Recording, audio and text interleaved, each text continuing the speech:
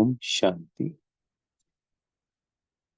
आज 29 जून 2024 के महावाक्यों के बाप दादा जी द्वारा उसके मनन चिंतन में सबसे पहले बाप दादा जी ने कहा कि शरीर सहित जो कुछ हम इन दुनिया में देखते हैं वह सब विनाश होना है और अब हमें घर लौटना है।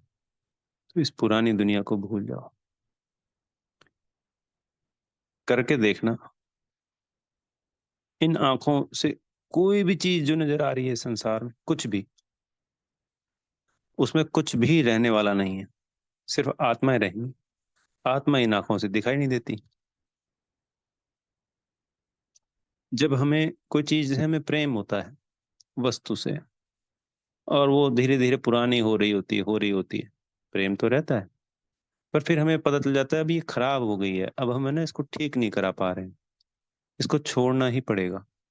तो फिर कहाँ नए की तरफ मन चला जाता है। पर उसके साथ जितना समय बिताया था उस वक्त उसके साथ था लगाव, पर जब पता चल गया कि ये अब खत्म हो गई या होने वाली है, तो क्या कर सकते हैं। कोई सदा तो सब कुछ रहने वाला नहीं। जहां हमारा मोह है, कहीं पे भी, वो पहले भी नहीं था और आगे भी नहीं रहने वाला है। कई जैसे व्यक्ति होते हैं ना, जिनको पता चल जाता है कि मुझे मान लो शुगर होने वाली है, तो वो पहले से ही प्रिकॉशन रखना शुरू कर देते हैं। ऐसी कोई उनको सिम्टम्स नजर आ जाते हैं या ऐसी कोई प्रॉब्लम नजर आ जाती है, तो खान पान की परिवर्तन कर देते हैं, एक्सरसाइज करना शुरू कर देते हैं ताकि शुगर हो ही ना। तो ऐसे ही हमें पता है कि इस संसार का विनाश होने वाला है, बाबा आ गया है, बाबा की श्रीमत को पालन करना है, और जो आत्मा वाला पाठ है उसको पक्का करके सर्वोच्च अवस्था को प्राप्त करना है। बाबा इसलिए रोज एक ही बात तो कहते हैं। तो बच्चे कहते हैं जी एक ही बात कहते हैं। तो बाबा कहते हैं कि बच्चे, जो एक ही बात मैं कहता हूँ उसको तुमने धारण कर लिया क्या, तो मैं बंद कर दूंगा कहना। क्योंकि मुख्य बात ही यही है, जब तक हम इसको अपनाएंगे नहीं, हम इस जीवन में आगे नहीं बढ़ सकते, हम पुरुषोत्तम नहीं बन सकते। पुरुषोत्तम बनने का एक ही रास्ता है। पहला पार्ट, ए फॉर आत्मा। जैसे बच्चा ए फॉर एप्पल नहीं कहेगा तो उसको B for ball, C for cat नहीं सिखाया जाएगा, ए पे ही अटका देंगे। ऐसे ही हम जब तक ए फॉर आत्मा नहीं समझ जाते तो बाबा हमें आगे नहीं बढ़ा सकता। बढ़ाने को तो बढ़ा रहा है, चला रहा है, पर जो हम अतीन्द्रिय सुख की बात करते हैं, सर्वोच्च अवस्था की बात करते हैं, सदा खुशी मौज की बात करते हैं, दिन में अनेक अनेक परिस्थितियां आ रही हैं, ये हो रहा है, इसके लिए ये करना चाहिए, उसके लिए उस पॉइंट के लिए वो करना चाहिए, तीसरे पॉइंट के लिए तीसरी बात करनी चाहिए, उन सभी बातों का एक ही आधार है, स्वयं को आत्मा समझना और दूसरे आत्मा भाई को आत्मा समझना। बस, सब समाप्त। कोई पॉइंट ही नहीं बचता, कोई स्थिति परिस्थिति ही नहीं बचती। स्थिति अपने आप ही ऊंचे उड़ती कला में। फिर बाबा ने कहा कि तुम बच्चों को किन शब्दों में मैसेज दे सकते हो बाबा का। तो बाबा ने आज समझाया कि हमने हद का वर्षा तो ले लिया, सभी लेते हैं हद का वर्षा। अब समय आ गया है बेहद का वर्षा लेने के लिए। हद के वर्षे के लिए लोग क्या क्या नहीं कर डालते इस संसार में आज के समय में, पर यहाँ तो बेहद का वर्षा फिक्स है, वो भी 21 जन्मों के लिए। और वो भी इतना बड़ा जिसकी कल्पना भी नहीं की जा सकती थी। संसार के सुख साधन तो अलग बात है, खुद की अवस्था ही देवी देवता हो जाती है, उसकी भी हम कल्पना नहीं कर सकते थे। भक्ति में कोई कह देता कि तुमको श्री कृष्ण बना देंगे या तुम ही श्री कृष्ण हो, तो हम कहते हैं ना उसको कि कैसी बात कर रहा है, गलत बात कर रहा है। और यहाँ तो वो यथार्थ सत्य है, 100%। बाबा हमें बना रहा है, और रोज कोई ना कोई दुख है विकारों की वजह से। तो ये दुख समाप्त हो जाएंगे सदा सदा के लिए। इस पुरुषोत्तम संगम पे युग पे ही दुख समाप्त हो जाता है। अगर कोई बच्चा बाबा की श्रीमत पे चलेगा तो उसको दुख की महसूसता होना ही बंद हो जाएगी। एक तो दुख आना कम हो जाएगा, और फिर जो आ भी गया, क्योंकि हिसाब तो 63 जन्मों का है, कैसा कैसा निकल के आता है, तो उसकी भासना या उसकी अनुभूति नहीं होगी दुख की, उसमें भी खुशी की अनुभूति होगी। वो ऐसे लगेगा जैसे कोई खेल है, पहाड़ भी जो स्वस्थ आदमी होता है वो कहता है पहाड़ अभी 2 मिनट में पार कर लूंगा, और जो अस्वस्थ होता है कहता है ओ पहाड़ तो छोड़ो, एक टीला भी पार करना होता है तो कहता है अरे ये तो बहुत ऊंचा है, मैं तो नहीं जा सकता जी, ये है और वो है। तो हम आत्मिक स्थिति में स्थित होंगे तो हम पूर्णतः स्वस्थ हैं, तंदुरुस्त हैं, शक्तिशाली हैं। तो पहाड़ भी लगेगा अरे ये तो अभी 2 मिनट का खेल है। फिर बाबा ने आज पुरुषोत्तम संगम युग में अव्यभिचारी याद में हम बैठे हैं। अव्यभिचारी याद, सिर्फ एक की याद को अव्यभिचारी याद कहा जाता है। उसी में बल होता है। द्वापर में हम सिर्फ एक शिव परमात्मा की ही पूजा करते थे, उसमें शक्ति थी, वो भक्ति सतो सतो प्रधान थी। अब भक्ति भी तमो प्रधान है इस वक्त।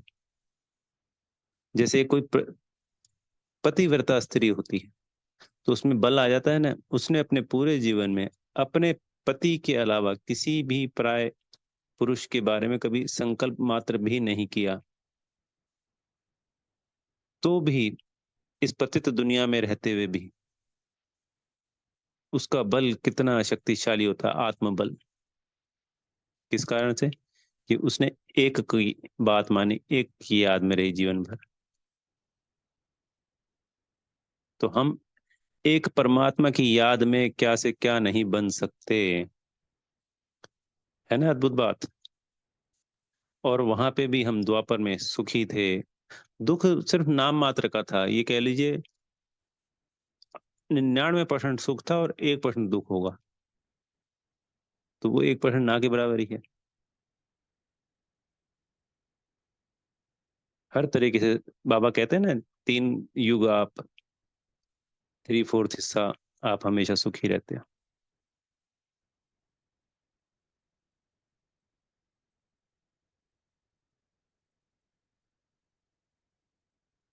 तो उसमें द्वापर भी आ गया, उसमें याद आ गई बाबा की अव्यभिचारी याद, सिर्फ एक की याद।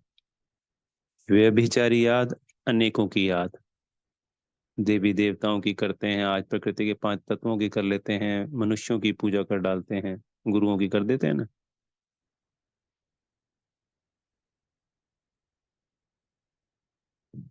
तो ऐसे ही पुरुषोत्तम संगम युग पे सबकी याद भूलना है। तभी तो बाबा कहते हैं देह सहित देह के सर संबंधों को भूल एक मुझे याद करो, तब वो अव्यभिचारी याद कहलाएगी।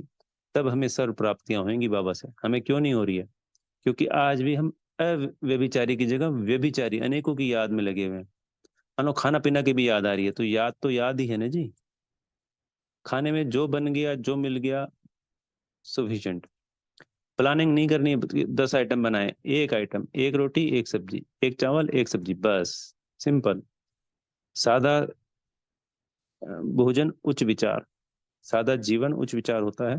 और उसमें सादा जीवन में भोजन भी सादा ही होता है। 56 36 भोग तो सतयुग त्रेता द्वापर में मिलेंगे। इस वक्त तो एक भोग पे टिक जाओ।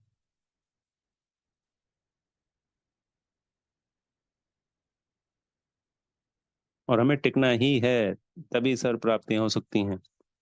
कपड़े अनेकों अनेक प्रकार के, घूमना फिरना, टीवी मोबाइल, कितने कितनों की याद कर रहे हैं।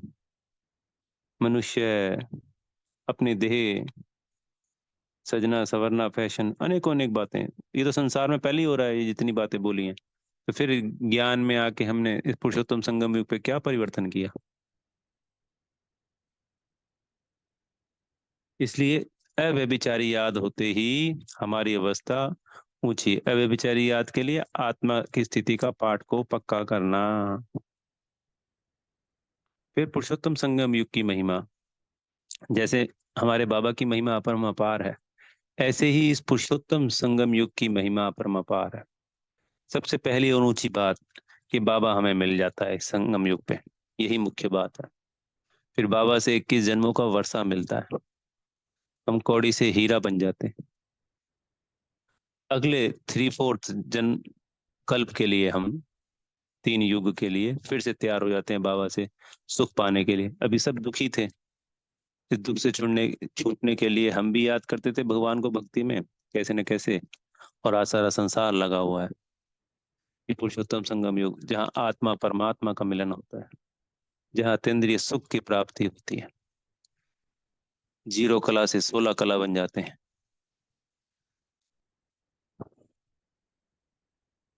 परमात्मा से पालना लेते हैं।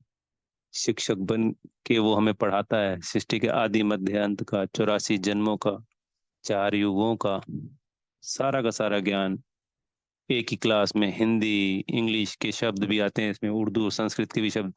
तो भाषा का ज्ञान भी दे देता है बाबा हमको टीचर बनकर। इतिहास, भारत का इतिहास इतिहास पढ़ा देता है पूरा, 5,000 वर्ष का। भूगोल के भारत ही सतयुग और त्रेता में था, फिर ऐसे ऐसे आए।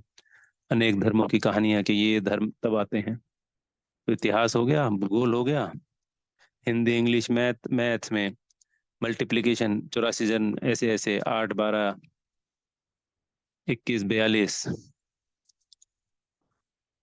5,000 वर्ष। कल की मुरली में कहा था ना, हम तो घंटे मिनट सेकंड भी बता सकते हो 5,000 साल के कैलकुलेशन करके, और तो कोई बता ही नहीं सकता।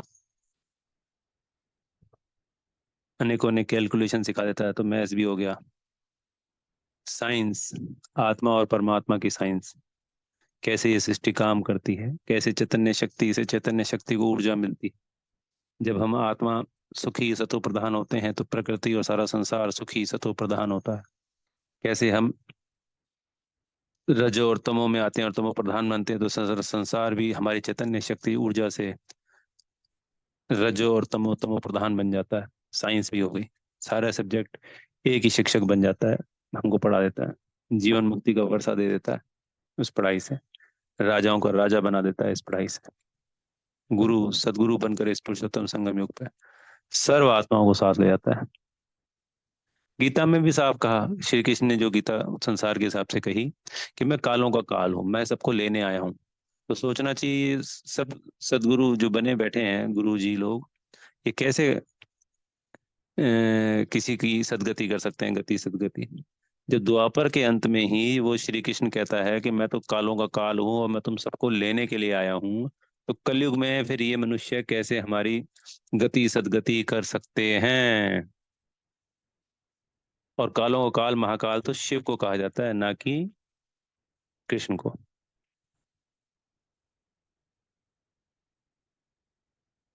तो ये भी बहुत सुंदर पॉइंट निकल के आए हैं। बाकी महिमा है पुरुषोत्तम संगम युग की। पुरुषोत्तम, पुरुषों में उत्तम। आत्मा है पुरुष और उसको उत्तम बनाया जाता है। आत्मा ही कनिष्ठ बनती है और आत्मा ही उत्तम बनती है, कनिष्ठ से उत्तम। क्योंकि उत्तम से उत्तम सर्वोत्तम है परमात्मा शिव, और हम उनकी संतान भी। फिर संतान कैसे कनिष्ठ हो सकती है, वो भी तो उत्तम से उत्तम बनेगी ना। तो पुरुषोत्तम संगम युग, ऐसा युग जहाँ पे संगम हो रहा है आत्मा और परमात्मा का, कलयुग के अंत और सत्युग के आदि का। ये है पुरुषोत्तम संगम युग।